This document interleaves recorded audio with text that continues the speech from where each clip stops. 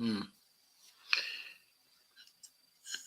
can no longer stream to Twitter without a premium account. So I'm going to have to pay for a premium account.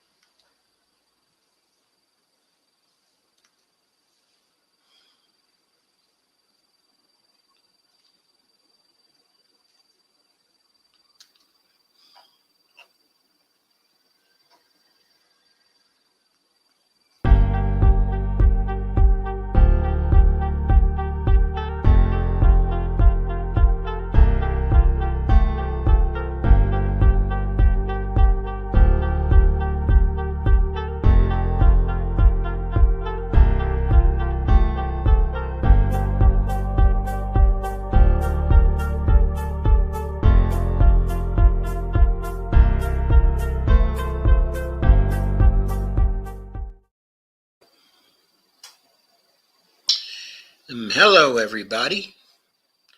This is Empowering Democracy. I'm your host, Joe Firestone. And our topics for tonight are campaign violence, SCOTUS undermines law,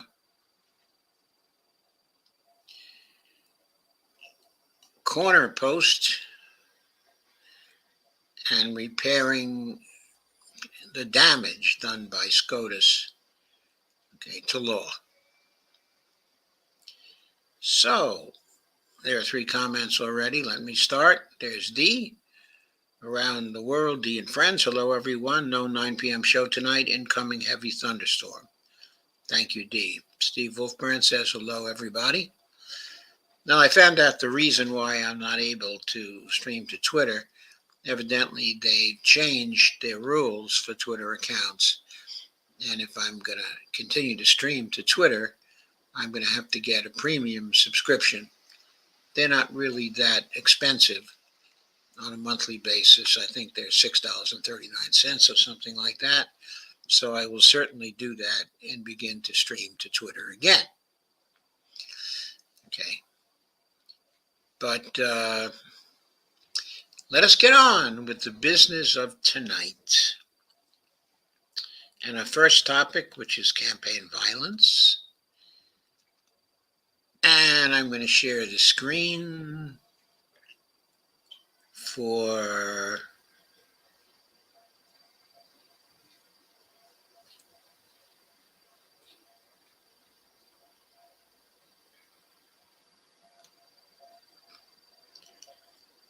this piece.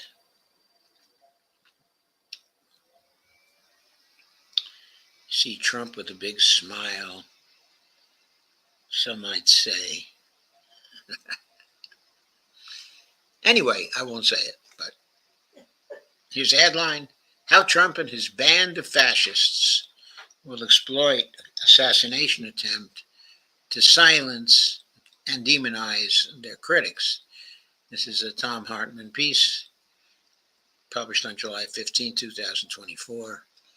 Tom says, will the media jump on the bandwagon and condemn Democrats and Biden for normal campaign rhetoric while continuing to normalize Trump's violent past? Well, I suppose the answer to that question is yes, but let's get into the article.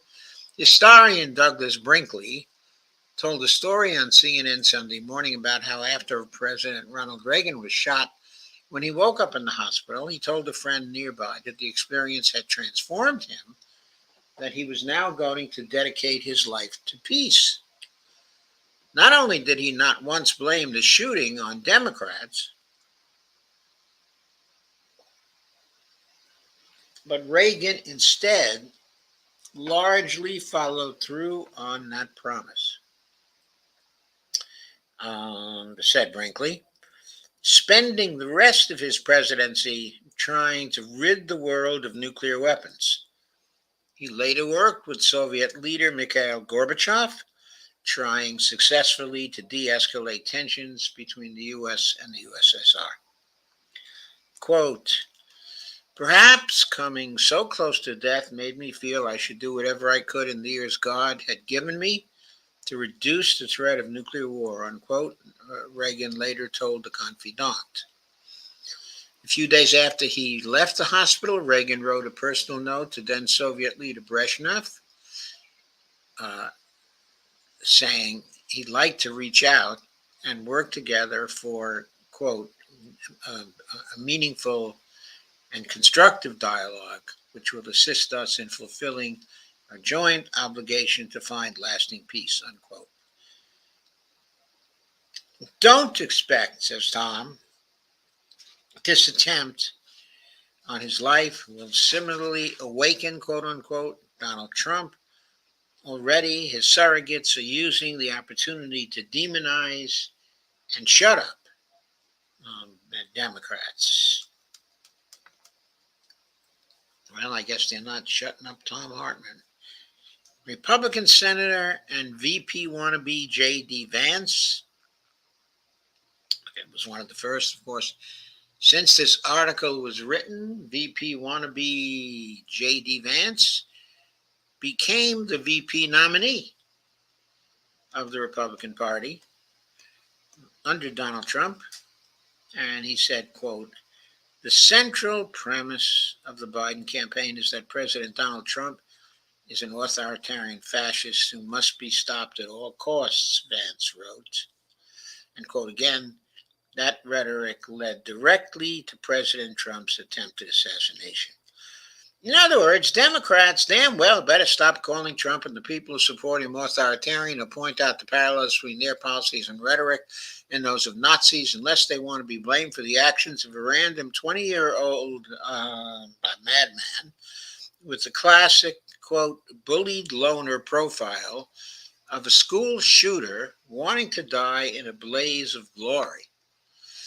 What an authoritarian thing to do, and it's intentional. The goal is to blow up the re-election plan that Joe Biden laid out in his speech just a few days before the shooting, to focus on Trump's violent rhetoric, violent provocations on January 6th, and his years-long embrace of authoritarian violence.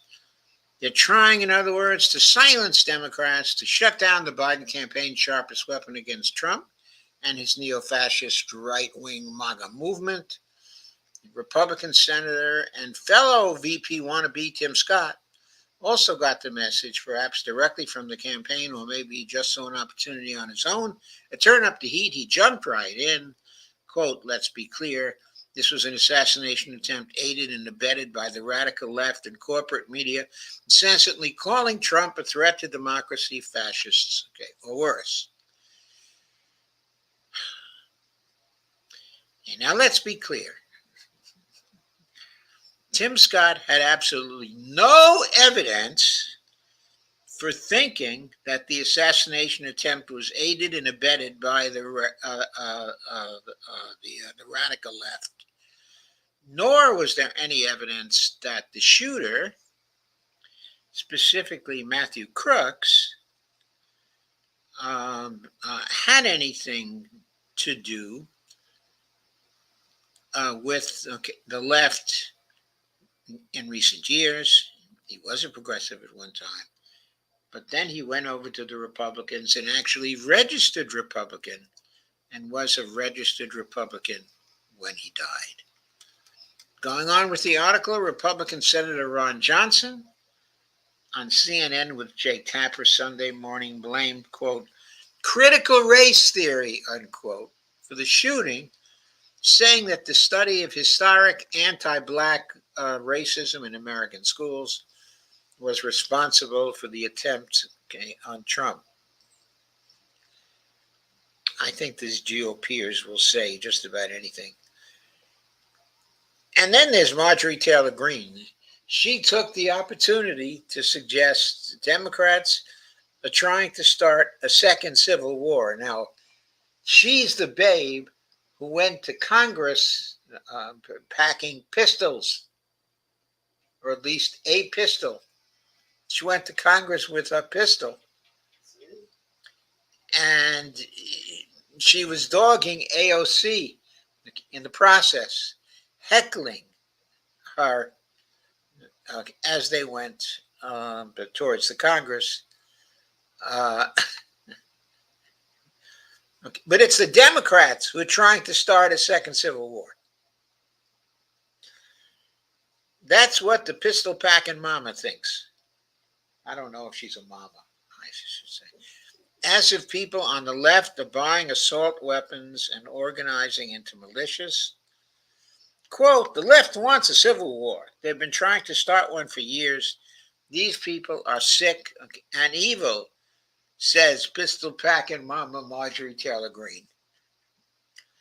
Democrats, in other words, damn well better shut up right now about Trump and MAGA's violent words and memes condemning Trump and the malicious and racists who promote him is now off limits. That's rhetoric that will lead to a, quote, civil war, unquote.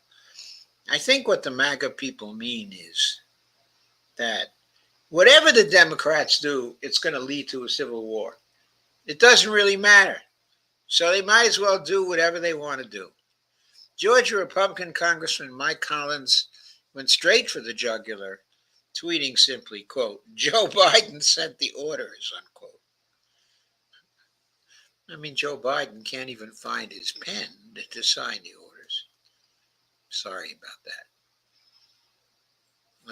In that, he's echoing Donald Trump's pariah claims that when the FBI searched Mar-a-Lago for the top secret documents he'd stolen from the White House, President Biden was trying to use the opportunity to have the FBI assassinate him. Trump's exact statement on Truth Social was that Biden was locked and loaded, ready to take me out, unquote. Yeah, sure. Trump is now claiming it was, quote, God alone who kept him safe from death. So far, it looks and sounds like Trump, instead of choosing Reagan's path to peace, will be claiming martyrdom and directing all the attention to himself. Just 2 months ago, in fact, Substack author Ron Kenyatta warned of a scenario very much like this in his excellent Looking N-Words newsletter. But many hope that Trump and his followers won't continue to use this attempt on his life to blame Democrats for political violence in America, although social media is already afire with such memes. As noted, the goal of Republican efforts now will be directed to getting the media to condemn Democrats whenever they point out the GOP's embrace of violence. From January 6th to Trump joking about the hammer attack on Paul Pelosi to the, quote, very fine people, unquote, in Charlottesville. If they choose to take the fascist response to a political bloodletting rather than Reagan's de-escalation response, there's a well-trod path laid out in the book Trump's first wife said was on his bedstand for years that I very much hope Trump doesn't choose to follow. 98 years ago this month, the echo of a similar martyrdom first appeared in Germany, an event I'm connected to by only 2 degrees of separation. On July 4th, 1926, the Blutfahne, or blood flag, was unveiled at the Second Party Congress of Germany's National Socialists. When Hitler had earlier led a march to overthrow the government of the state of Bavaria, storming the Munich Capitol building with a mob, the police stopped them before they were able to get to the governor or any of the legislators. 2 people were shot by police, and one, by the name of Andreas Borriedel, knocked over and fell on a swastika flag where he died of his gunshot to the stomach. The bloody flag became a sacred relic for that authoritarian movement. They carried it to all their major political events over time, took on followers, believed a, quote, spiritual vibration, unquote. They called it the Blutfahne, or bloody flag, quote unquote. My mentor, Gottfried Müller, told me a story that I relate in the book I wrote about him, that at a 1930s Nazi rally, he'd been among a group of young draftees who were led up to the stage to salute Hitler and touch the Blutfahne. That's probably Blutfahne, rather, as opposed to Blutfahne. So, sorry, Blutfahne. Um,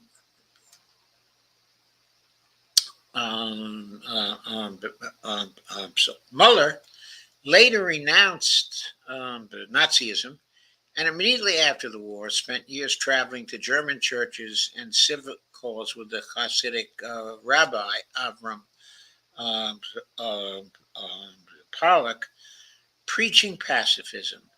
He later started a series of peace-based nonprofits around the world, which is how I first met him. I helped start Salem, quote, Salem means peace programs in the U.S., Israel, Colombia, Uganda, and a half dozen other countries throughout the 1980s. Flag consecration using a flag, particularly one that was bloodied in battle, is a European military tradition that dates back to at least the 10th century. For example, a, quote, blood flag was famously used to lead a battle in Germany in the Talschaft forest canton, of Schweiz in 1240. There's even an American variation. In April 1871, former Union Army General and then Congressman Benjamin Butler, of Massachusetts, gave a speech condemning the Ku Klux Klan. Right-wingers associated with the Klan claimed that he had waved the bloody shirt of a black voting rights carpetbagger they had killed, which is where the phrase, quote, waving the bloody shirt, unquote, comes from. Interesting historical note.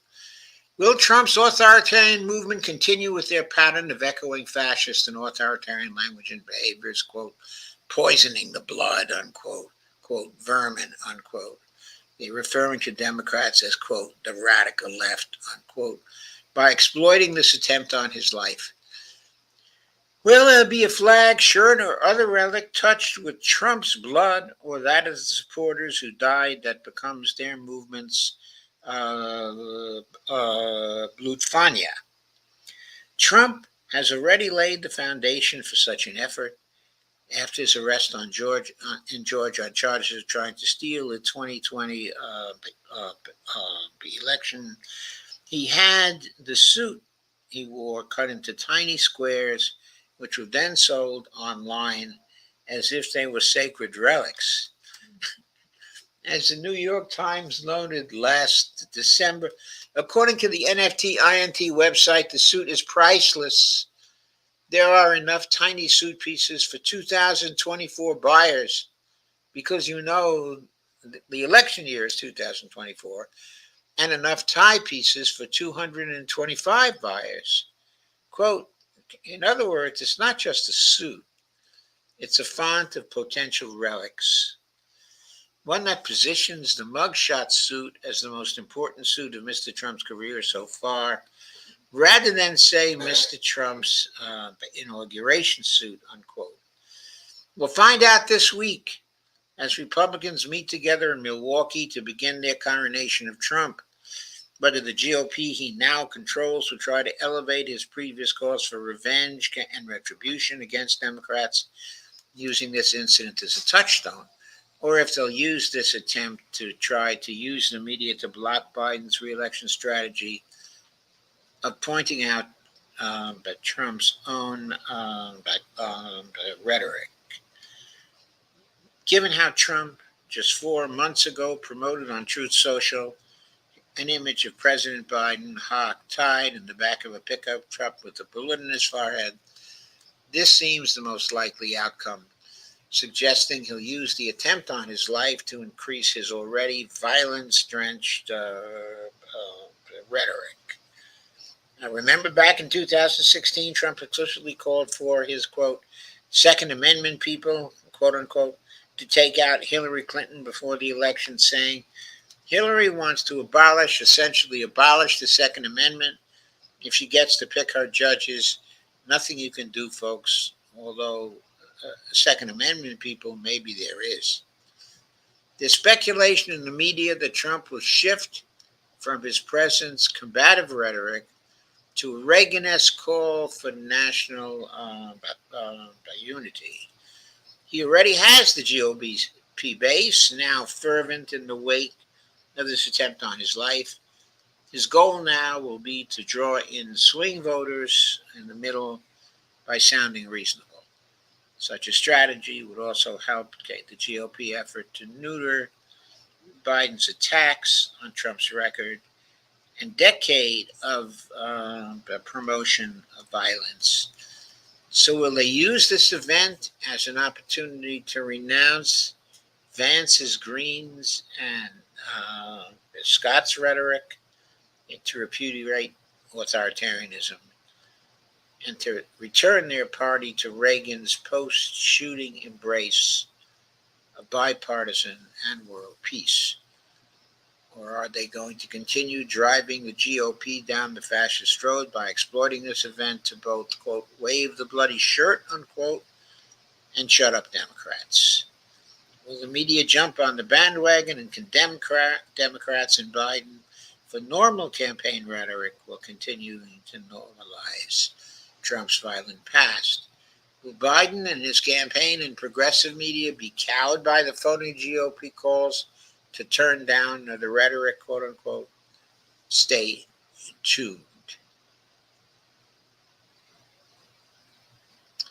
So this raises the question, should the Democrats tone down their rhetoric? I suggest the following. If Trump takes the first step and tones down his rhetoric, then the Democrats might take a step and tone down their rhetoric. If Trump again tones down, they could again tone down. And we could have a virtuous circle of toning down, the rhetoric. That would be good.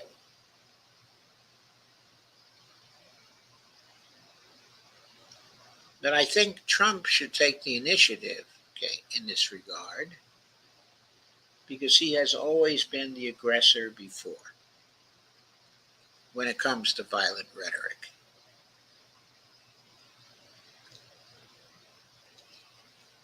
Anyway, on to the next piece.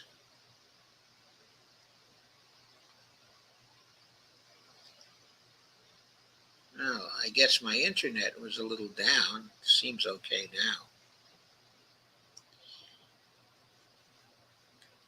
now. We have Brandy here. Hello, Dee and Joe. And April says, hi, friends. What did I miss? I thought this was at 9. Just saw that the IDF is going to start drafting the ultra-Orthodox Jews, in August. I personally think from a democracy point of view, that's a good thing, even though there's no democracy there. April says, Brandy, hey girl, glad you're well enough to stop in. How are you feeling though? And Brandy says, thanks, Andy Candy. I'm feeling very tired, but didn't want to miss the show. I will probably go to bed early after I eat dinner. Well, I'm glad you didn't want to miss the show and that you're here, Brandy. Thank you for coming.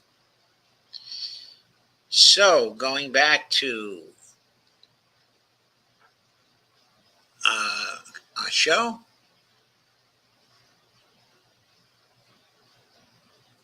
the second piece is on the topic of how SCOTUS, is undermining, the law. The name of the piece is 5 truly awful things about Trump versus the United States. I'm not going to go through all 5. I just want to call your attention to one specific point, which is a very good one. This one, by the way, I picked up at LA Progressive, and it's by Bill Blub, who's a well-known attorney and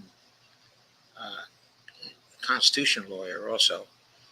He wrote this on July 14, 2024. Actually, it was updated then. The original was written on July 12, 2024. I correct that. And there's a sign. The end is near. Remember when we thought he was crazy? That, of course, is a cartoon applying very well to the present situation. Let me just skip to the first of the 5 truly awful things by Bill Blow. 1. The opinion doesn't change the definition of federal crimes, but it gives presidents a license to commit crimes. The opinion does not change the definition of any federal offense, nor does the opinion hold, as Richard Nixon remarked in his infamous 1977 interview with British journalist David Frost, that, quote, when the president does it, that means it's not illegal, unquote. Quote, crimes are still crimes and criminals are still criminals, unquote, as Quinta Jurisic and Benjamin Wittes noted in a recent Lawfare article.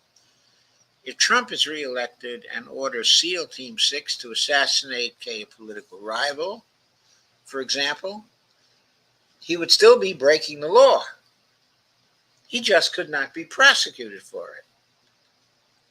The immunity granted by the Supreme Court would provide Trump with legal protection from criminal liability and punishment, but it would not otherwise sanitize his conduct. That's a very important point. Okay. And what it means is that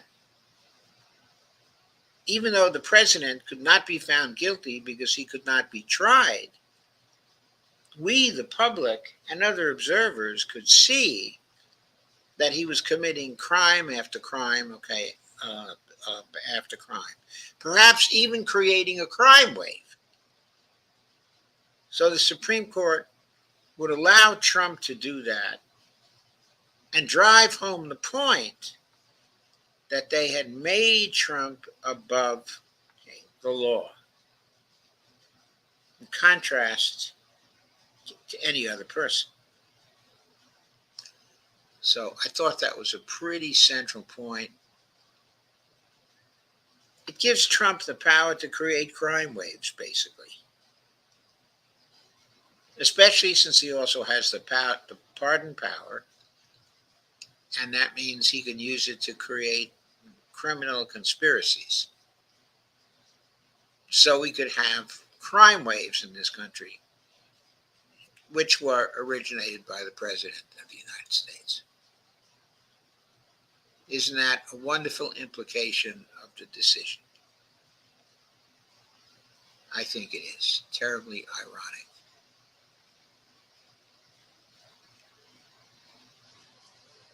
So next, getting on with things, next,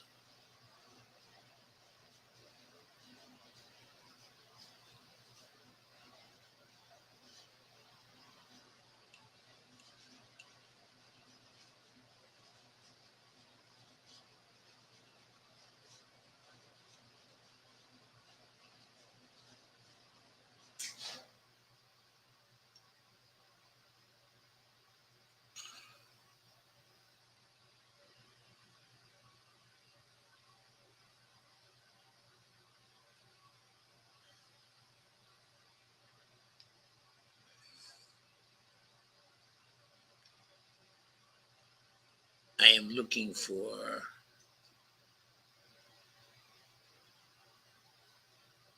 what's supposed to be up there next. Let me see.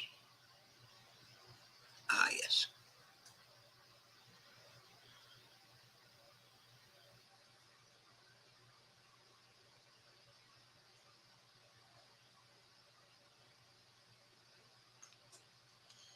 This is also from LA Progressive. And the title of it is SCOTUS Furthers Right-Wing Agenda to Deconstruct the Administrative State.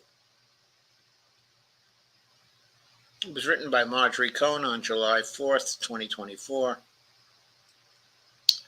Tagline is eliminating Chevron deference will harm consumers, workers, health, safety, and environment, but will help corporations.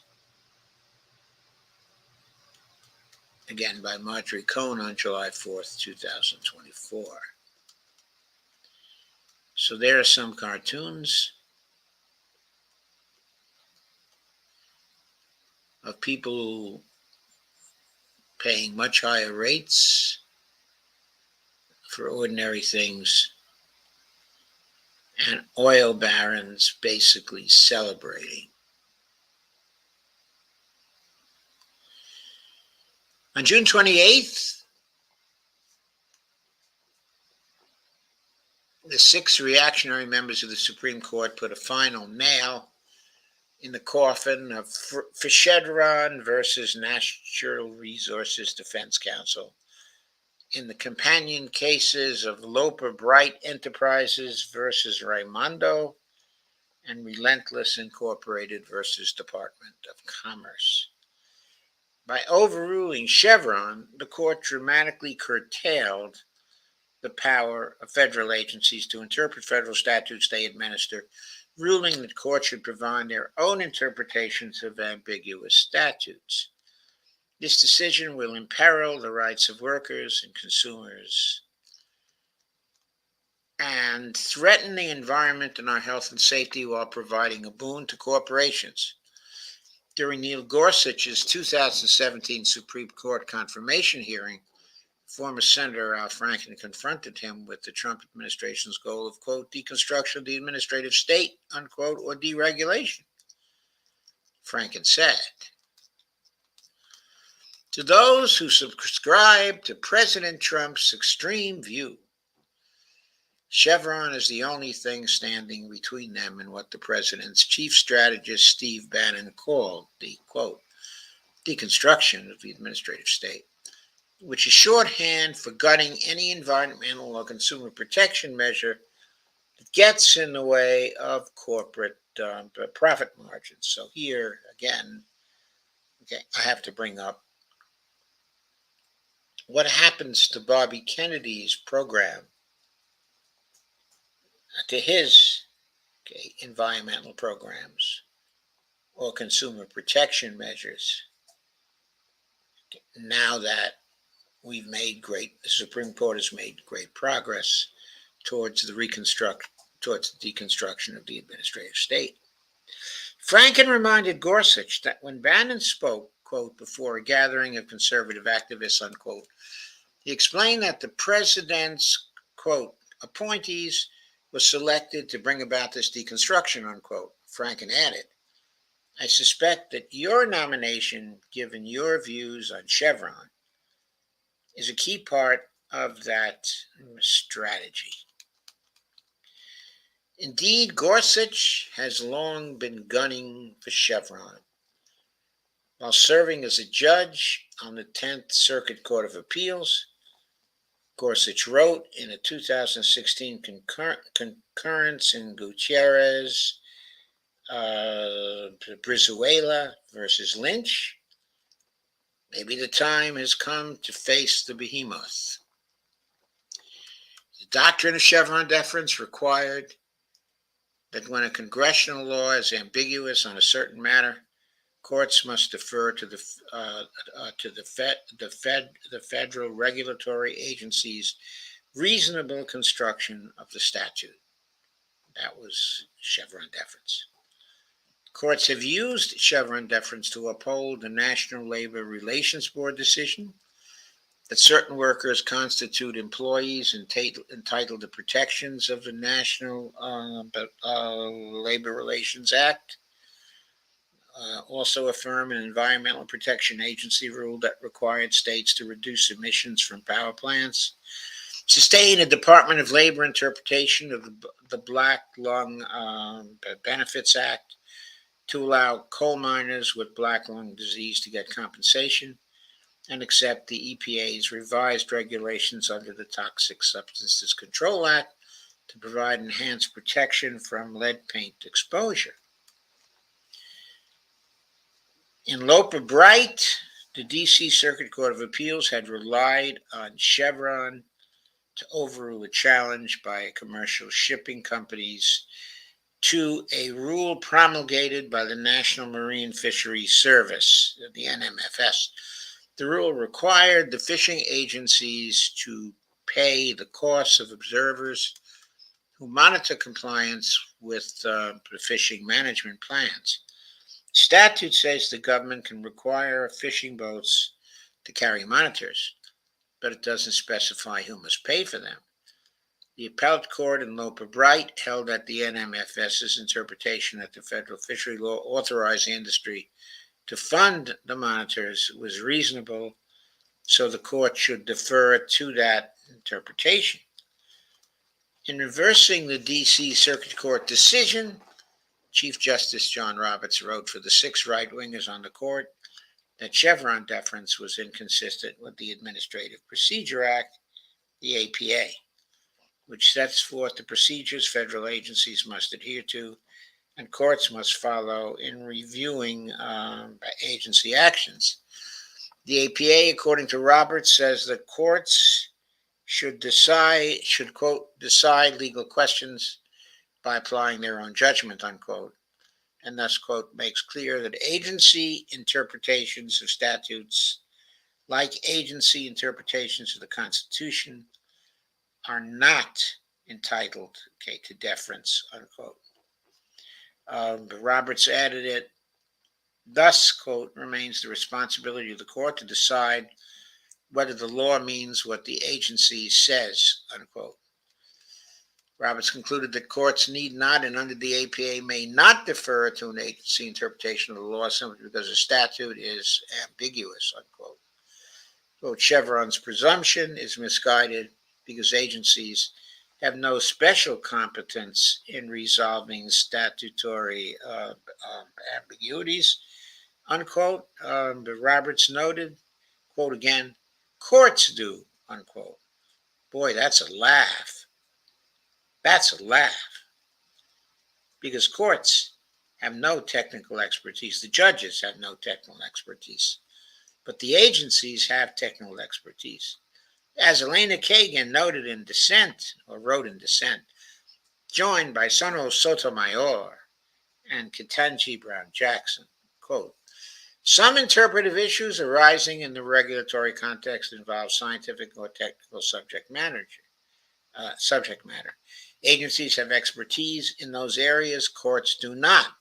Jackson participated in Relentless, but recused herself from Loper Bright because she heard the case when she was a judge on the Court of Appeals. Quote, in one fell swoop, unquote, the court gave, quote, exclusive power over every open issue, no matter how expertise-driven or policy-laden, involving the meaning, of regulatory law, unquote. Kagan penned. Quote again, agencies report to a president who in turn answers to the public for his policy calls. Courts have no such accountability and no proper basis for making policy. Today, Kagan wrote, quote, the court flips the script. It is now, quote, the courts rather than the agency, unquote, that will wield power when Congress is left an area of interpretive discretion. A rule of judicial humility gives way to a rule of judicial hubris, unquote. She charged that, quote, majority turns itself into the country's administrative czar. Gorsuch wrote a 34-page concurrence explaining why he thought that stare decisis compelled this result. But for 40 years, Chevron deference has been the bedrock rule on agency actions regarding health and safety, the environment, and consumers' and workers' rights. It's been cited in more than 19,000 judicial opinions.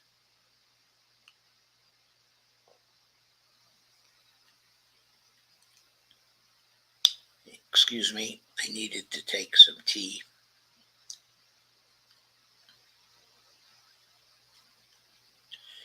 Quote, that rule has formed the backdrop against which Congress, courts, and agencies, as well as regulated parties and the public, all have operated for decades. It's been applied in thousands of judicial decisions, unquote, Kagan said.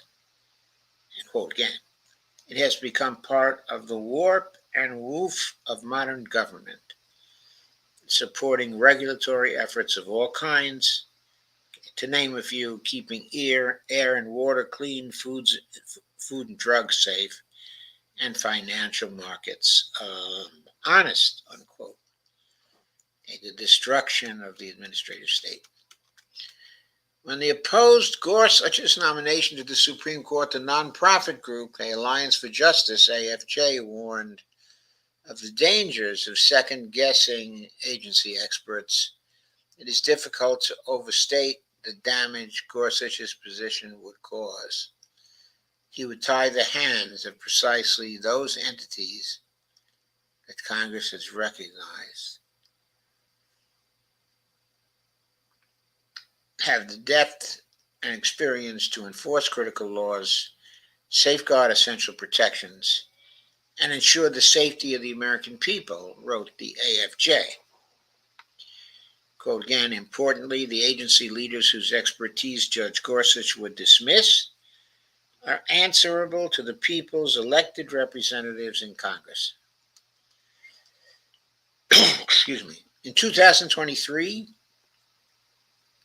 more than 50 right-wing organizations and think tanks published a 920-page blueprint for a reactionary agenda called, quote, the Mandate for Leadership, a Conservative Promise for 2025. Dismantling the administrative state was one of its key goals. Quote, when it comes to ensuring that freedom can flourish, nothing is more important than deconstructing the centralized administrative state, it said. Quote, for conservatives who have a fighting chance to take on the administrative state and reform our federal government, the work must start now. The entirety of this effort is to support the next conservative president, whoever he or she may be. Quote, under the Biden administration, that administrative state.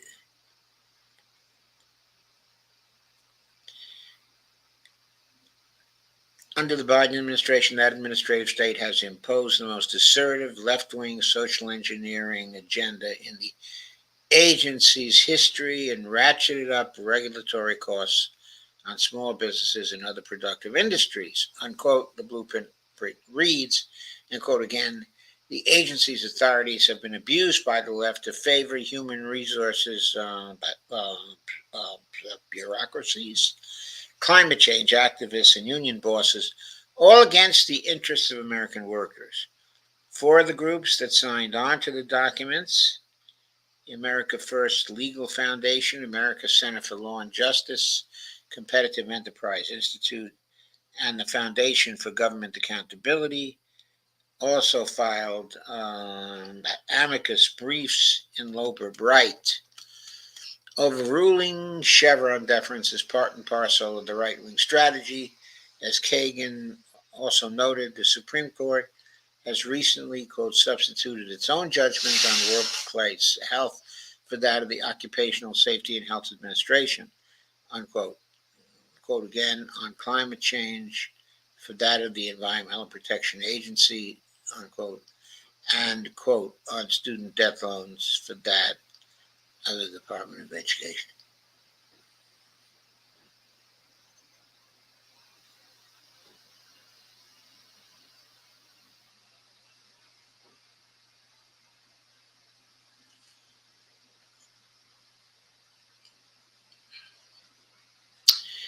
Loper Bright is emblematic of a quote power shift away from agencies and in favor of the businesses and industries they regulate, David Savage wrote in the Los Angeles Times. Corporations will take aim at labor regulations that protect workers. Banks and financial service companies will weaken consumer protections, and the fossil fuel industry will resist regulations that impact their profits. Overruling Chevron could affect the way insurance is administered by Medicare, by Medicaid, and the Affordable Care Act, and it will likely result in the weakening or elimination of countless rules protecting workers, healthcare, drug and food safety, the environment, telecommunications, and the financial sector. The administrative state is being dismantled case by case by the reactionaries on the Supreme Court, three of whom were appointed by Donald Trump. His administration made the deconstruction of the administrative state a centerpiece of its national strategy to serve its corporate masters, and the overturning of Chevron may be its crowning achievement. One tactic Trump tried to use to deconstruct the administrative state was creating a new job category to convert some civil service positions to at-will employment and to remove the right to appeal. He signed Executive Order 13957 in October 2020, but Joe Biden rescinded it on January 22nd, 2021. As corporate lawyers ready additional attacks on administrative agencies, the Supreme Court just made their job even easier. On July 1st, the same right-wing supermajority ruled in Corner Post versus the Federal Reserve that the 6-year statute of limitations for filing lawsuits under the Administrative Procedure Act will be extended. It now begins to run when a company is first affected.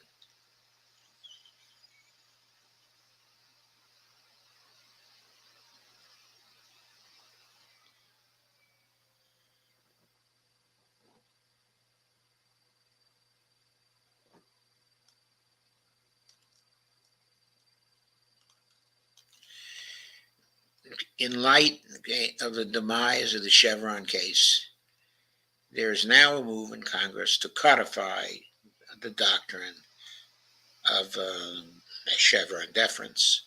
To codify means to pass it into law. So there's now a movement, to pass it into law.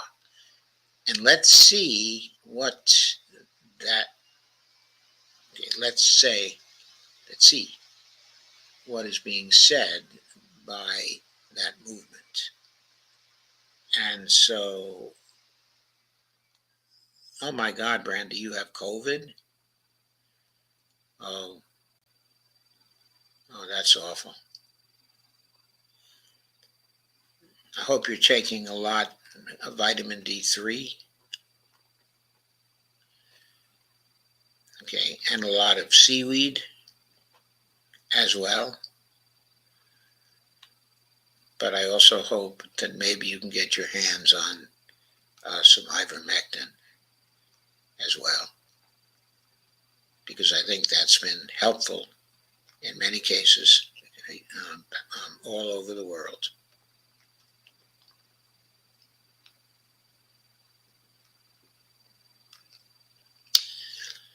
So our next piece is about what some Democrats are doing about the Loper Bright decision. This is a photo of U.S. Representative Jerry Nadler, who's a Democrat of New York, speaking at a House Judiciary Committee hearing on Capitol Hill on April 28, 2022. In Washington, D.C., the photo is from Jabin Botsford, the Washington Post, via Getty Images.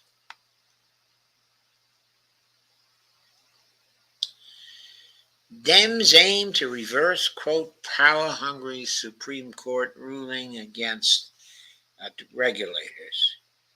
If Congress does not act, long-standing regulations that have protected consumers, workers, our environment, public health and safety for years, even decades, could be newly challenged by corporations. Okay, said one advocate. This is by Jessica Corbett, July 11th, 2024. Recognizing the threat posed by U.S. Supreme Court ruling handed down by the right-wing justices earlier this month, a pair of U.S. House Democrats on Thursday introduced the Corner Post Reversal Act, proposed by House Judiciary Committee Ranking Member Jerry Nadler, Democrat of New York, and Subcommittee on Administrative Law, Regulatory Reform, and Antitrust Ranking Member Lou Correa, Democrat from California. The bill would reverse the 6-3 decision in Corner Post Incorporated versus Board of Governors of the Federal Reserve System. The High Court's conservative supermajority decided that the Administrative Procedures Act statute of limitations period does not begin until a plaintiff is adversely affected by a regulation, making it much easier for corporations to sue government agencies. Quote, the Corner Post decision was an erroneous and power-hungry move by the MAGA majority on the court that was intentionally dismissive of the will of Congress expressed in the Administrative Procedure Act. Unquote. Nadler said in the statement, quote, the court has opened the floodgates to allow big corporations and private interests to object and challenge common sense rules that protect our air, water, land, environment, food, our medicines, labor, and children, unquote. Correa similarly called out the High Court for taking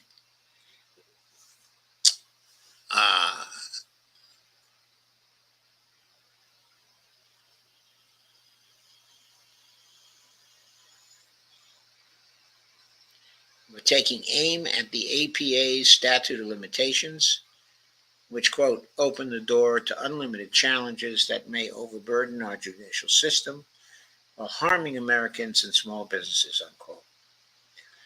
Quote, this piece of legislation is an important and essential step in reestablishing the certainty that comes from the finality that the 6-year limitation provided, unquote, he added. Specifically, as the Congressman's office detailed, their bill reestablishes the statute of limitations found within Section 702 of the Administrative Procedures Act, clarifies congressional intent that agency rules must be challenged within 6 years after being finalized, codifies that the right to seek judicial review accrues under the APA when the agency finalizes the rule, protects well-developed and scientifically based agency actions from attacks by private interests, thereby assuring protections for consumers, the workforce, and our environment, and finally assures that our courts are not flooded or strained by claims by actions commenced after the 6 years following the agency action. Quote, this bill, in conjunction with the Stop Corporate Capture Act, said Nadler, this bill addresses the need to protect long-standing and long-working rules established by administrative agencies and protect our federal systems for arbitrary and frivolous acts that would have been welcomed under the Corner Post holding.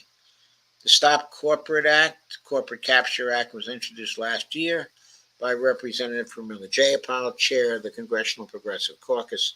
She's also backing the bill introduced Thursday, alongside Representatives Nanette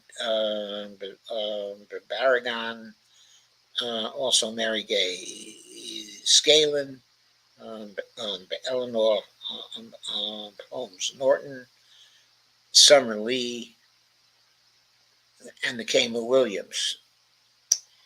Quote, public agencies exist to create rules and implement laws that protect the American people and their families from unsafe working conditions, dangerous food and drug products, and polluted water and air, said Jayapal.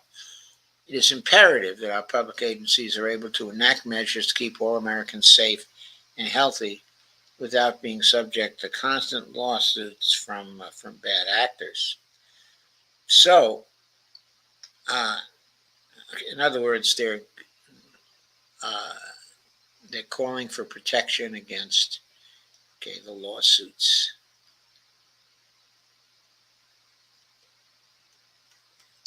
Legislation, which is unlikely to get through the Republican-controlled House, is also supported by the small business majority, along with the Coalition for Sensible Safeguards, an alliance that includes the Center for American Progress, Earth Justice, and Public Citizen.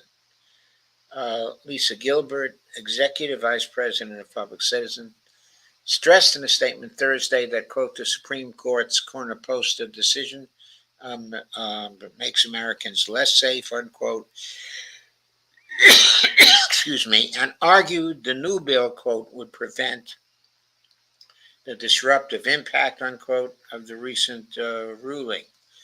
If Congress does not act, she added, longstanding regulations that have protected consumers, workers, our environment, and public health and safety for years, even decades, could be newly challenged by corporations that want to boost their profits at the public's expense.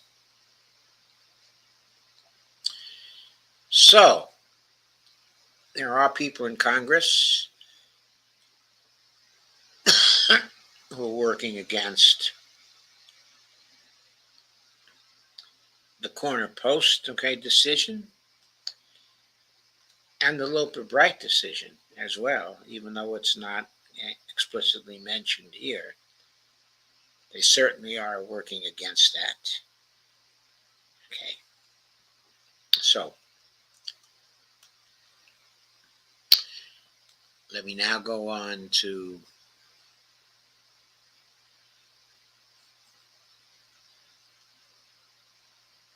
the final piece here, but let me first share this to Facebook because I never did do that. And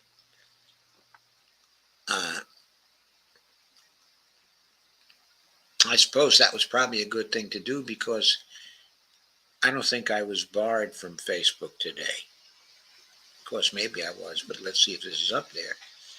No, this is up there. They didn't seem to be sending me any messages about how they wanted to dock me on that one. So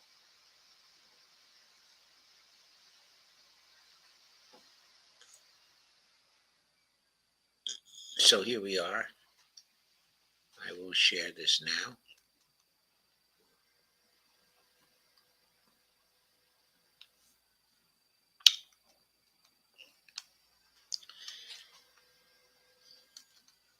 And then present the final piece for tonight, which is how to repair the damage caused by the Supreme Court. Now, you'll note that, even though I covered the Loper Bright decision in this and the corner post, decision as well, until now, I hadn't covered the presidential immunity decision. So,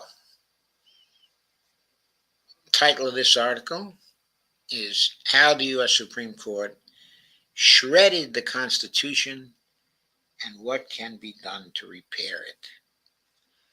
The court's troubling rulings on presidential immunity and regulatory power make it clear that change is an ethical essential. This is by Lawrence H. Tribe, and it appeared in The Guardian at first. And of course, there's a picture of the Supreme Court. Trump versus United States isn't just unwise, it's a betrayal of the Constitution, unquote. And this image is from Anna Deleu / Getty Images. On July 1st, 2024, the U.S. Supreme Court, after an unconscionable half-year delay that it laughably described as expedited treatment, quote unquote, handed down by handed down Trump versus the United States, the immunity ruling placing American presidents above the law by deeming the president a, quote, branch of government, unlike anyone else, unquote. The court's delay guaranteed Donald Trump would face the electorate in 2024 without first confronting a jury of his peers instructed to decide and thus inform voters whether he was guilty of trying to overthrow the 2020 election. Famously, the English immigrant Thomas Paine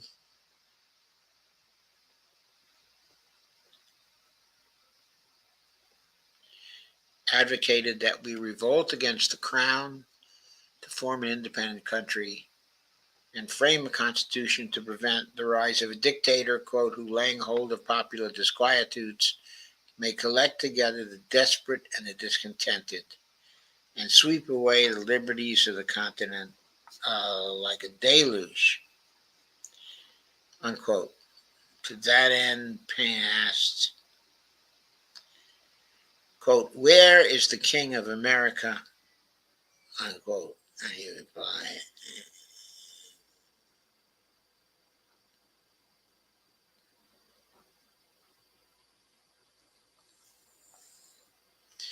to that end, Paine asked, quote, where is the King of America, unquote, and he replied, in America the law is king. For as in absolute governments, the king is law, so in free countries the law ought to be king and there ought to be no other. In the court's majority opinion, Chief Justice John G. Roberts Jr. betrayed that promise and the Constitution that embodied it.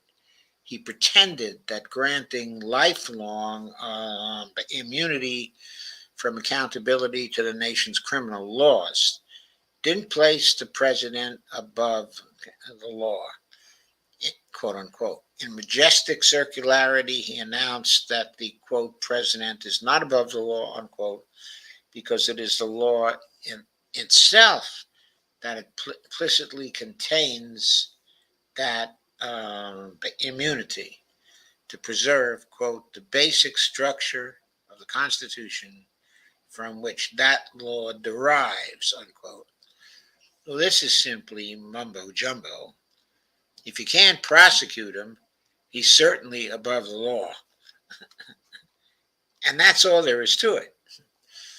But the idea that we need an unbounded chief executive to make the separation of powers work is grounded neither in theory nor in experience and contradicts the axioms of checks and balances.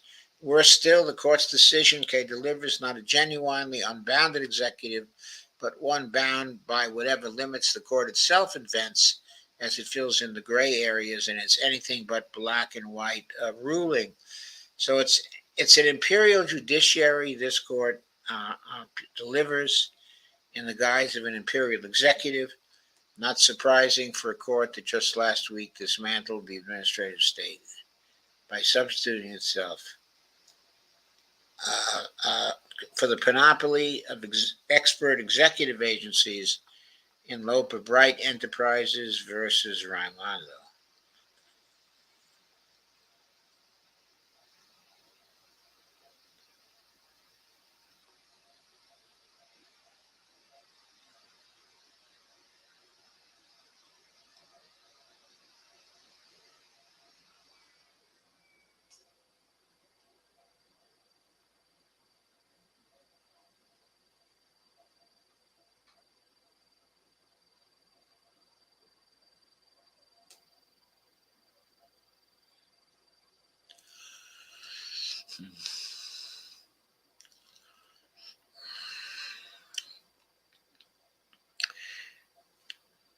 Worse still, the court's decision delivers not a genuinely unbounded executive, but one bound by whatever limits the court itself invents as it fills in the gray areas in its anything but black and white ruling. So it's an imperial judiciary this court, delivers in the guise of an imperial executive. Not surprising for a court that just last week dismantled the administrative state by substituting itself for the panoply of expert executive agencies in Loper Bright Enterprises versus Raimondo.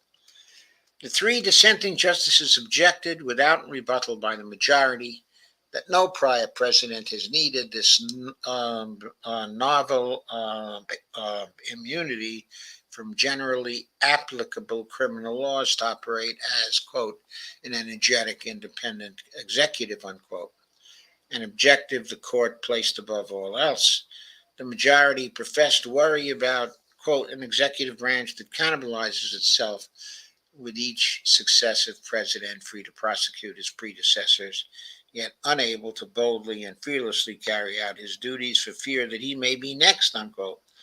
But it said nothing to justify that worry or to explain how the newly concocted less than absolute shield of presidential immunity could help to solve the problem it conjured. After all, if we elect presidents unprincipled enough to direct their attorneys general to persecute their predecessors on trumped up charges, excuse the pun, of abusing their official powers, there's nothing to stop them from fabricating purely private and, under the court's new rule, non-immune crimes by those predecessors. Beyond those glaring flaws in the majority's reasoning, Roberts snidely accused the three dissenting justices of, quote, fear-mongering on the basis of extreme hypotheticals, unquote, that neither the majority opinion nor either the two concurring opinions trouble to refute. What to make of the majority's confusing instructions to the court trying Trump for the federal crimes through which he is alleged to have sought to overturn the 2020 election and the lawful transfer of power for the first time in history? Only Justice Amy Coney Barrett, partly concurring and partly dissenting, wrote in no uncertain terms what the majority should have made clear but didn't. Quote, the president's alleged attempt to organize alternative slates of electors is private and therefore not entitled to protection. While Congress has a limited role in that process, see Article 2, Section 1, Clause 3 to 4, the president has none. In short, the president has no legal authority and thus no official capacity to influence how the states appoint their electors. The majority should have endorsed Barrett's brisk conclusion, quote, I see no plausible argument for barring prosecution of that alleged conduct. The majority also offered no cogent reason to disagree with Barrett that, quote, beyond the limits afforded by executive privilege, unquote, the U.S. Constitution doesn't, quote, limit the introduction of protected conduct as evidence in a criminal prosecution of a president, unquote.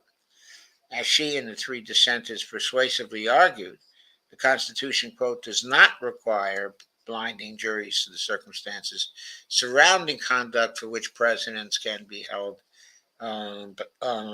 liable, even if it does immunize them for prosecution on the basis of those circumstances. Bribery, a federal crime, makes the point perfectly. It's nonsensical to hold, as the majority does, that a president who performs an official act like issuing a pardon in return for a bribe may be prosecuted for the bribe, but may prevent the jury from learning about the backroom presidential conversations surrounding the pardon.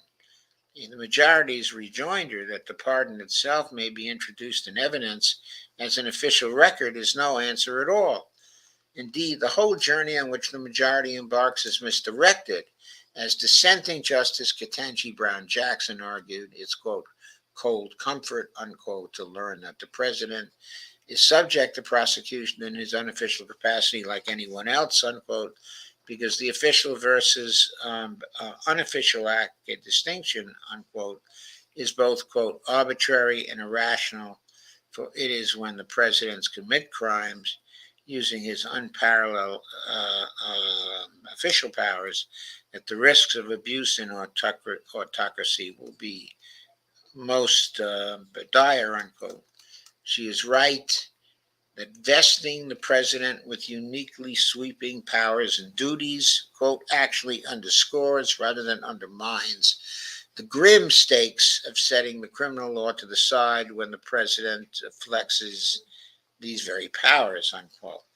I'll let others sort through the tangled puzzles the court has left in its wake, absent meaningful guidelines for distinguishing between the various categories of presidential conduct. Okay, it enumerates. My main takeaways from the shameful decision are three. First, there is a compelling need for Supreme Court reform, including a plan to impose an enforceable ethics code and term limits, and possibly create several added seats to offset the way Trump is president, stacked the court to favor his MAGA agenda.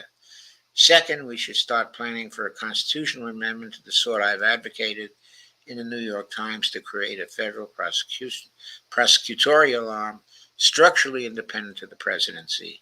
And third, we need a constitutional amendment adding to Article 1, Section 9's ban on titles of nobility in foreign emoluments, a provision expressly stating nothing in the Constitution may be construed to confer any immunity from criminal prosecution by reason of a defendant's having held any office under the United States.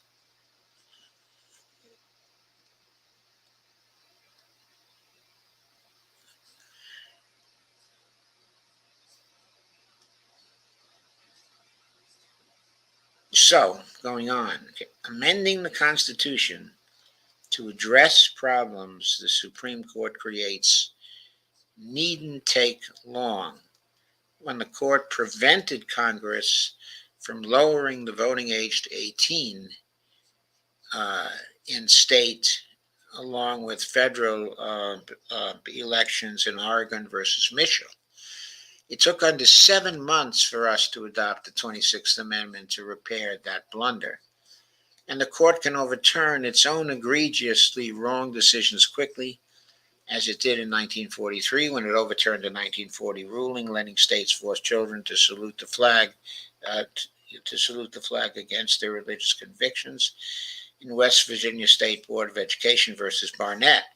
As Justice Felix Frankfurter once wrote, wisdom too often never comes, so one ought not to reject it merely because it comes late.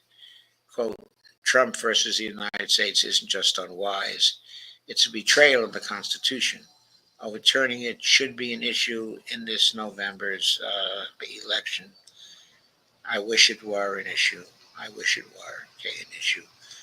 Doesn't seem to have come up too strongly yet, though. The article was amended on 8th of July, 2024. Thomas Paine was English, not Irish, as an earlier version said. Lawrence A. Tribe is the Carl M. Loeb University professor and professor of constitutional law at Harvard Law School. So that's that.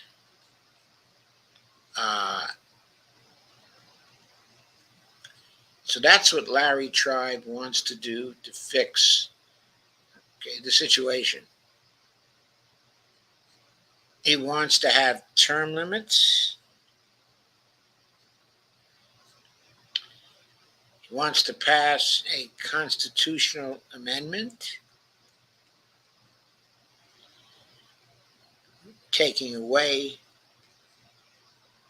what was just given by the Supreme Court.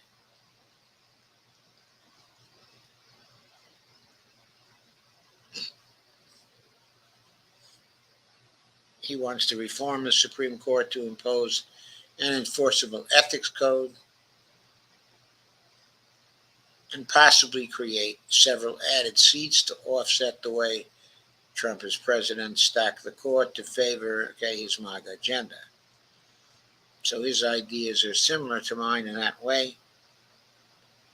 But then second, we should start planning for a constitutional amendment to the sort I have advocated in the New York Times to create a federal prosecutorial arm structurally independent of the presidency.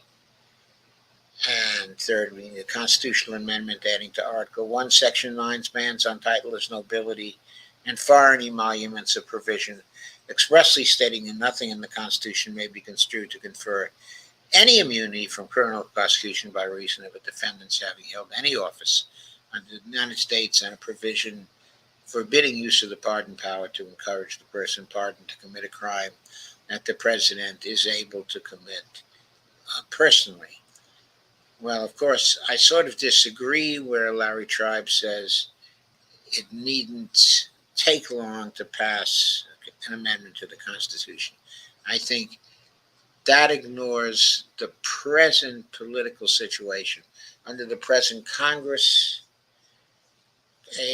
or a Congress like it, you couldn't even pass a law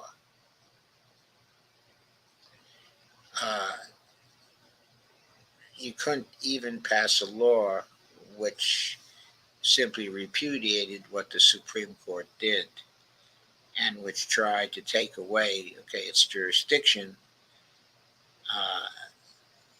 by having the exceptions clause in it to prevent the appellate courts from actually reviewing the law.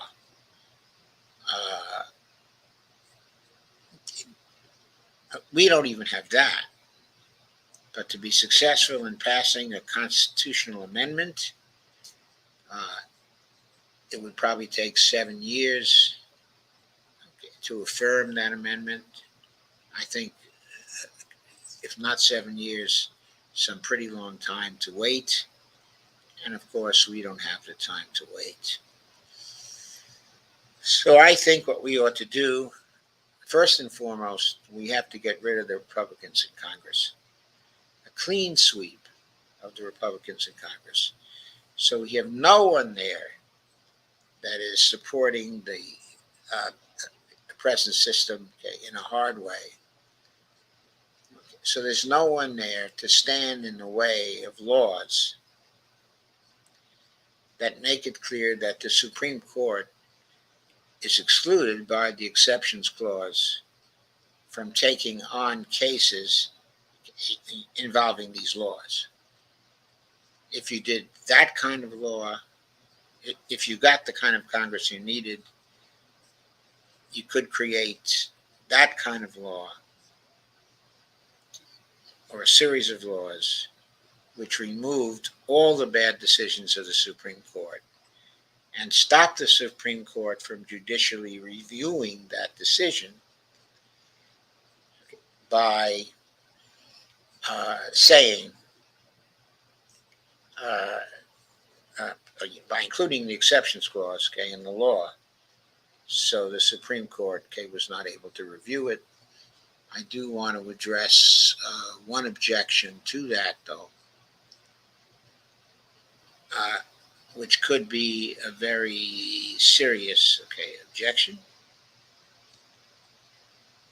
I think it's a very good objection.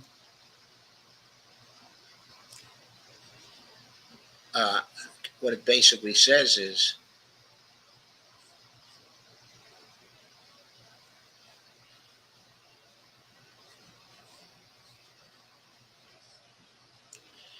that the exceptions clause says in the first sentence of it, the court's original jurisdiction is stated in all cases affecting ambassadors, other public ministers, and consuls, and those in which a state shall be a party, the Supreme Court shall have original jurisdiction. So the issue is what does this clause in the Constitution mean by other public ministers? The context of this seems to be in foreign policy. So it seems to be talking of public ministers of foreign nations here that might be visiting, the United States. It doesn't seem to be talking about our own public ministers, specifically cabinet ministers and the president himself. Now, a friend of mine who's a very, very sharp lawyer, professor of law, of course, says that the president and her cabinet are all public ministers within the meaning of the provision.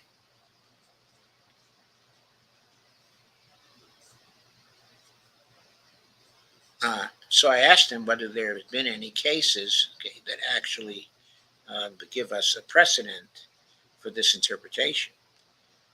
So he said, I don't know whether it's been litigated, but his impression is that especially courts that adhere to textualist modes of interpretation consider the president to be both a minister and an officer within the meaning of those terms as they occur in the Constitution. So, if that's true,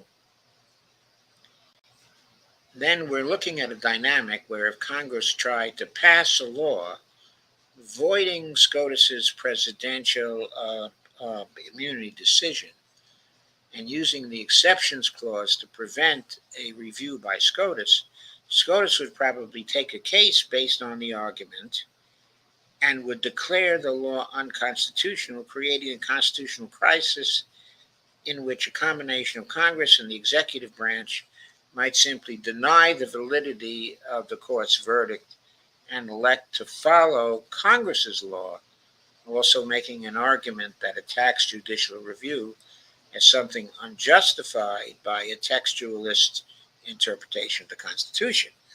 In other words,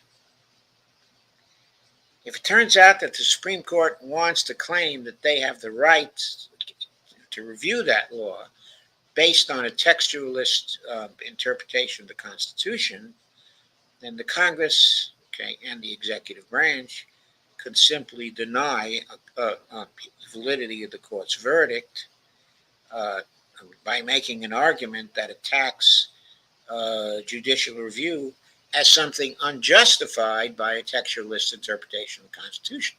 So they could turn the textualism around, against the Supreme Court.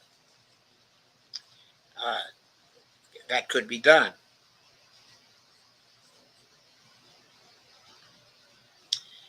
So my friend argued, were Congress and the president to repudiate the decision in Marbury versus Madison, the 1803 case that established the power of judicial review for the Supreme Court,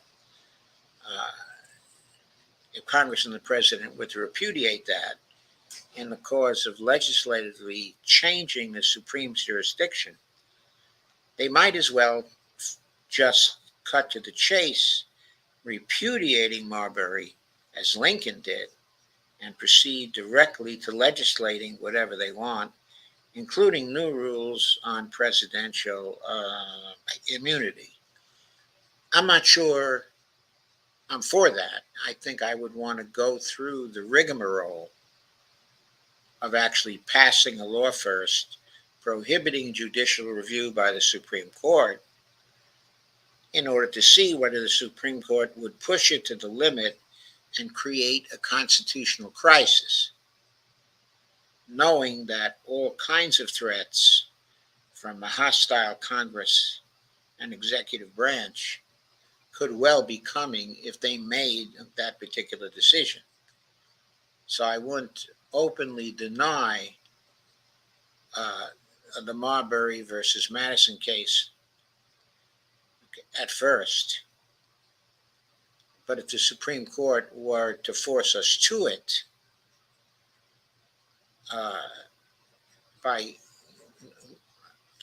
claiming that textualism allows us to define the president as his cabinet minister, as ministers within the meaning of the exceptions clause, then of course the proper response is, well, you don't have the right to make such a finding if your rationale for that finding is textualism, simply because there's no text in the Constitution that gives the right of judicial review to the Supreme Court. So you can't cry textualism in one instance and say there's no textualism, in the other. Uh, I'd rather be involved in that argument, I think. But of course, this all devolves into a political power process, which is what it's been now for quite a long time. We're really talking political maneuvering, also political power. This Supreme Court has grabbed extreme political power for itself. And because of that,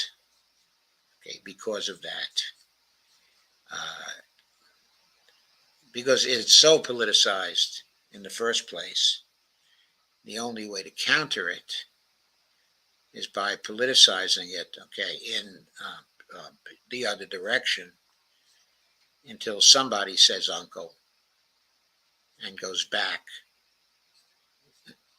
into being a judicial branch of government, one that's not trying on all occasions to extend and expand its power over Congress, and over the executive branch. So that's what I have to say about that. And that is my message for tonight. The Supreme Court is a threat, to the Republic. It's a threat, to our democracy.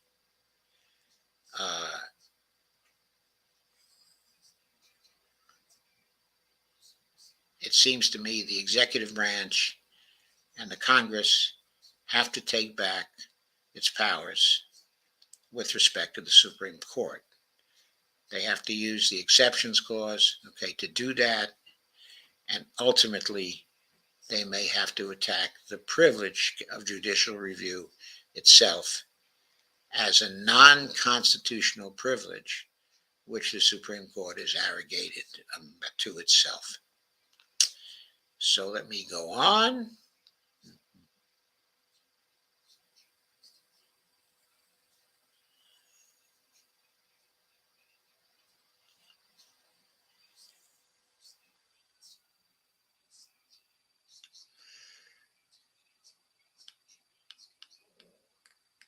I'll go on with your comments.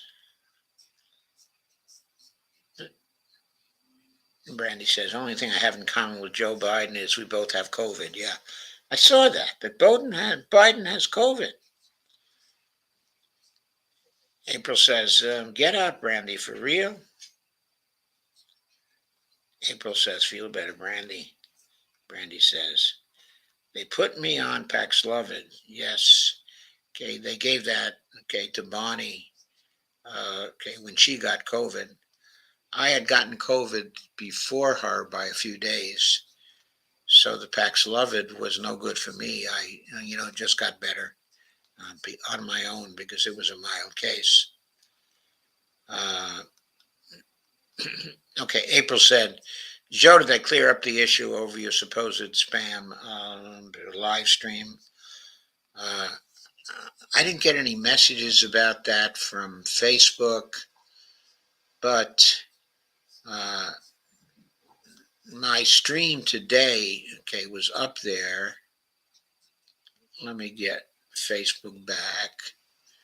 Let me get my page back here and see. The stream today has gone up, and there hasn't been any problem with it, as far as I can tell.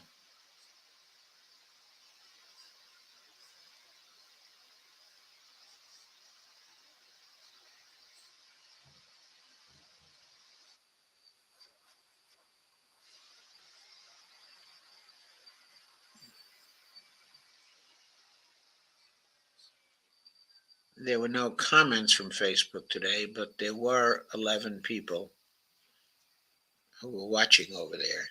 So that's okay. When I check out and look for yesterday's stream, it's back up. It's back up.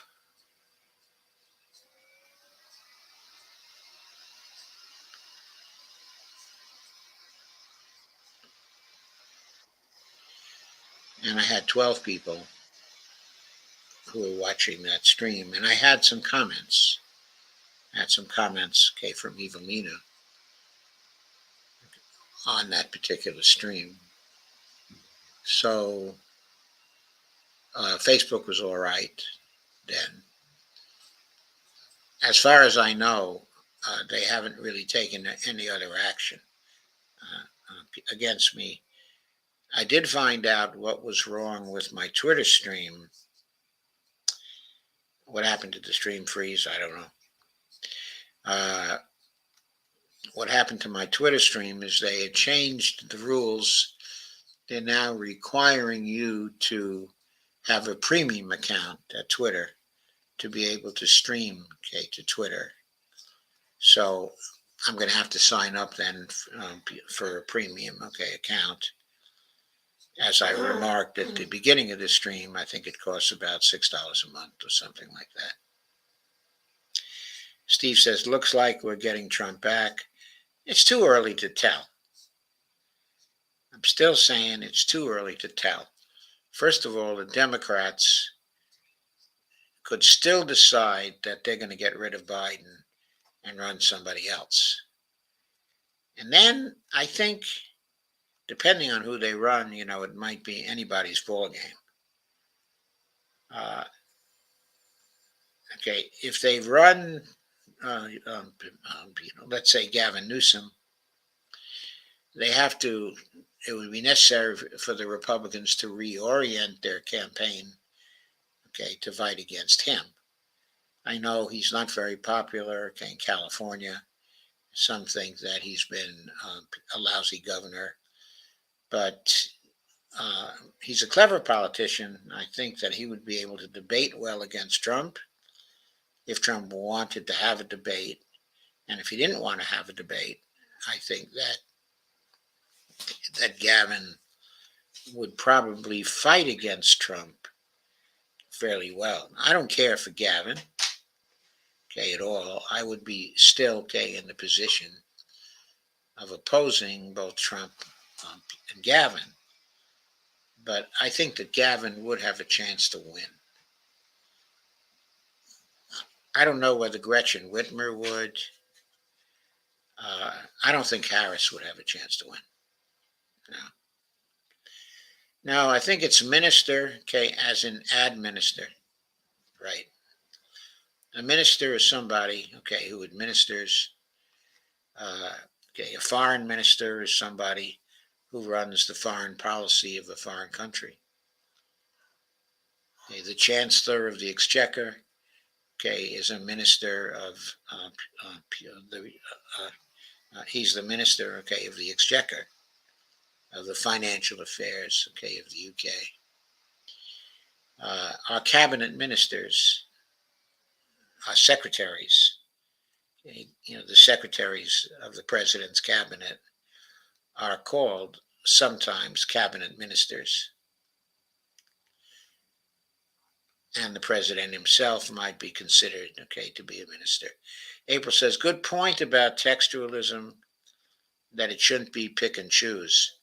You bet it shouldn't be pick and choose, but of course, these Supreme Court advocates, okay, of textualism from the bottom are picking and choosing because they claim judicial review is one of their powers.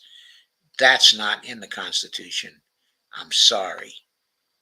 You can't be a fully grounded textualist and claim to believe in judicial review. It just won't wash. Steve says, great, now we got 3 corrupt branches. Yeah. 3 corrupt branches. The only way out is sweep them out. First, you sweep out the Congress and the president and get people who are not corrupt in that, and they pass laws to get rid of the corrupt people on the Supreme Court. Biden got COVID, but brain fog is a symptom. Yeah, but COVID doesn't. Yeah, brain fog is a symptom, but COVID generally lasts only for about 2 weeks or so. Andy said it still. April, I should say, said it did stay on my Facebook. She said I highlighted this stream today. Hope folks see it. Okay, if they run Kamala, it would be redundant. I think Trump would have a wonderful time just ripping her record and her apart. And okay, I don't think she's shown that she is tough enough to stand up against him.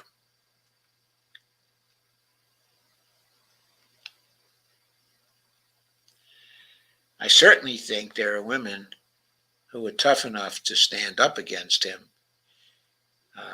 There's Nina Turner. She could stand up against him. Katie Porter. She could stand up against him. Okay, I think Rashida Tlaib could stand up against him.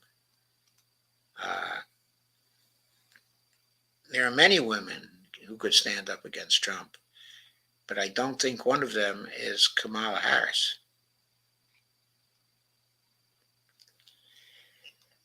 And April says that Aileen Cannon does the pick and choose to help Trump and Fuhrer.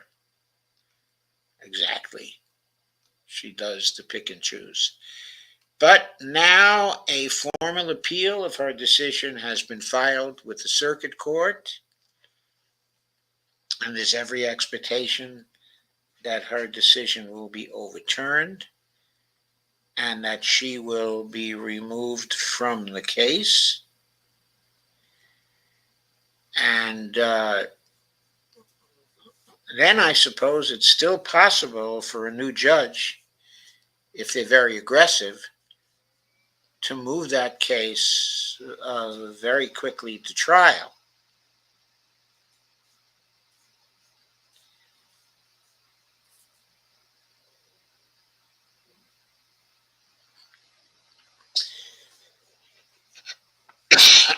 Okay, and to create a finding that Trump, is guilty. Trump doesn't have immunity right now. He's not the president. It's Joe Biden who has the immunity. I suppose the Supreme Court could find that previous presidents, before their decision, have immunity. But of course, they would have to hear that case, on appeal. And if we had this move fast, and you could get a verdict in the next, let's say, 3 months or so, then in time for the election, you could call Trump, a convicted criminal who violated the Espionage Act, of the United States, jeopardized, our official secrets. April says Trump is suing Whittier. Why is he suing Whittier? Are you speaking, of Whittier College? Oh, Bonnie has something for me. 2 pills.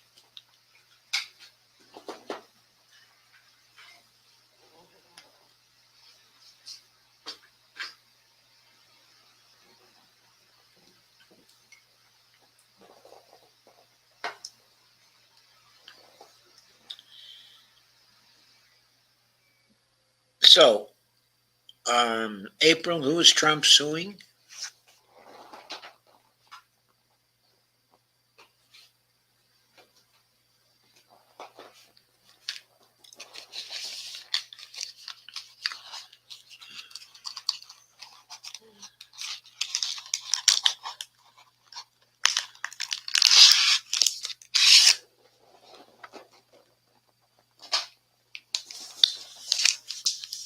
Oh, Gretchen Whitmer? Why is he suing Gretchen Whitmer? I mean, what did Gretchen Whitmer do to him?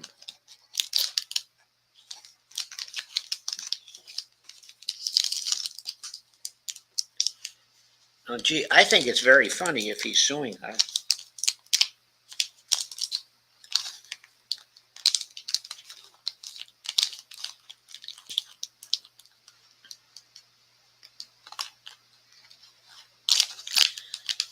For allowing voting stations, you mean at VA places in Michigan?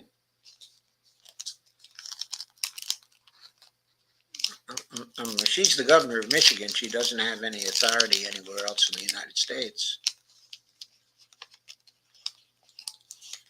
What's wrong with allowing voting stations at VA places? Is there something wrong with the VA? I mean, is it unpatriotic to have voting stations at VA places so it's easier for the VA people to vote? Now, what's the story there? What's this ridiculous lawsuit about?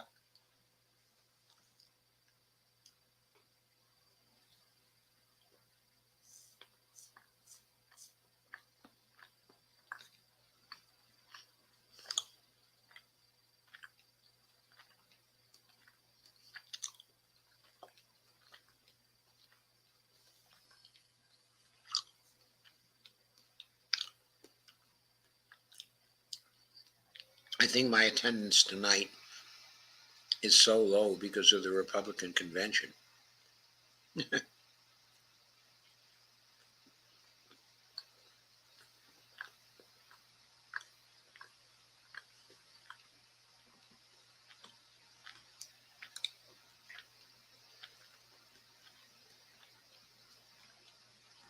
Huh.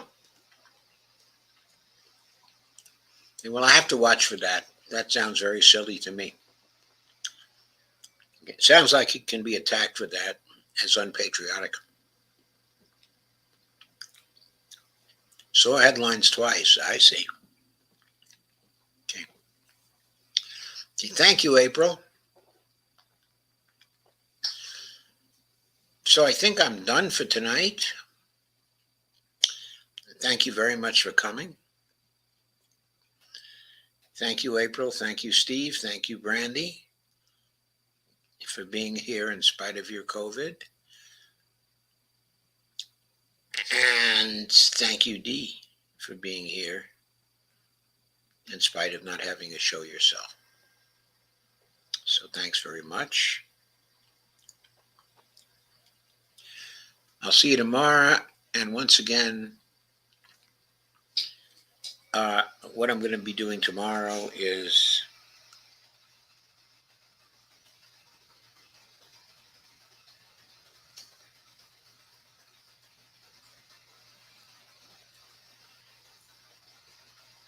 I'll be talking about Scott Ritter's piece, Operation Dawn. I think that's pretty important. I'll be talking about one of Alistair Crook's articles called Operation Jupiter and a Revolution in the Making. That's a revolution in Europe. And I'll be talking about Global South Perspectives, the Substack. That's a report by Fadl Kaboub of his activities in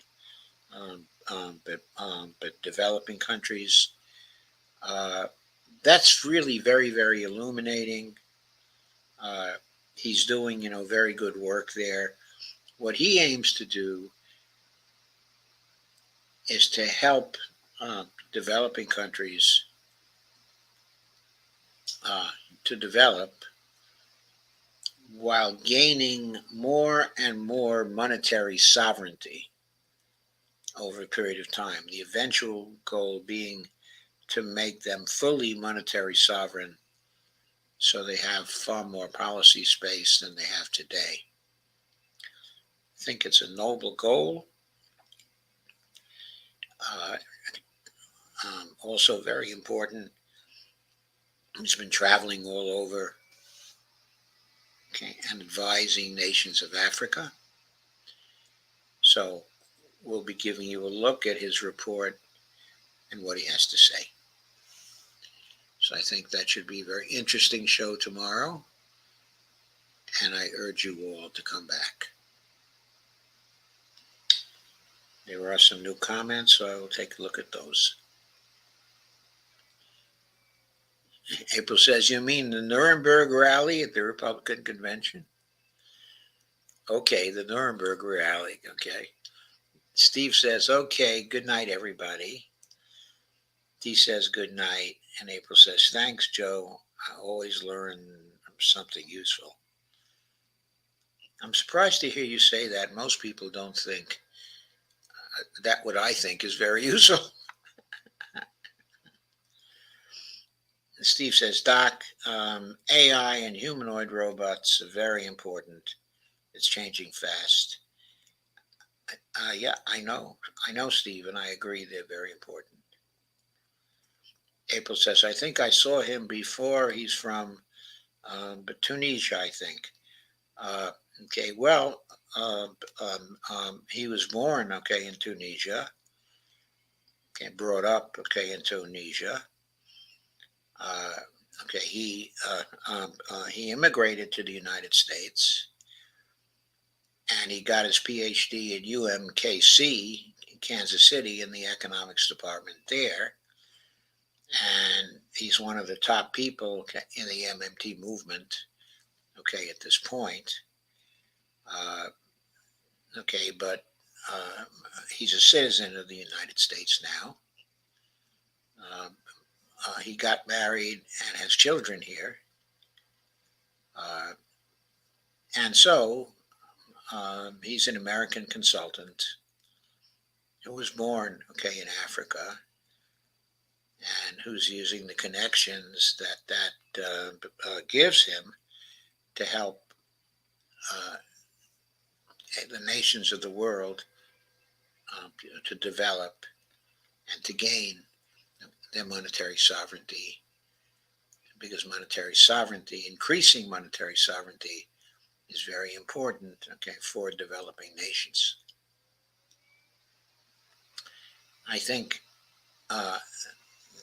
some of the nations he's dealing with are involved with BRICS or seeking to get involved, okay, with BRICS.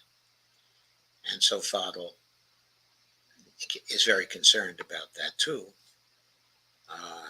I'm sure he's for that kind of involvement. I don't know for sure, but I'll bet that he's for it. So, all that said, I'm now going to say good night, and I'll see you tomorrow.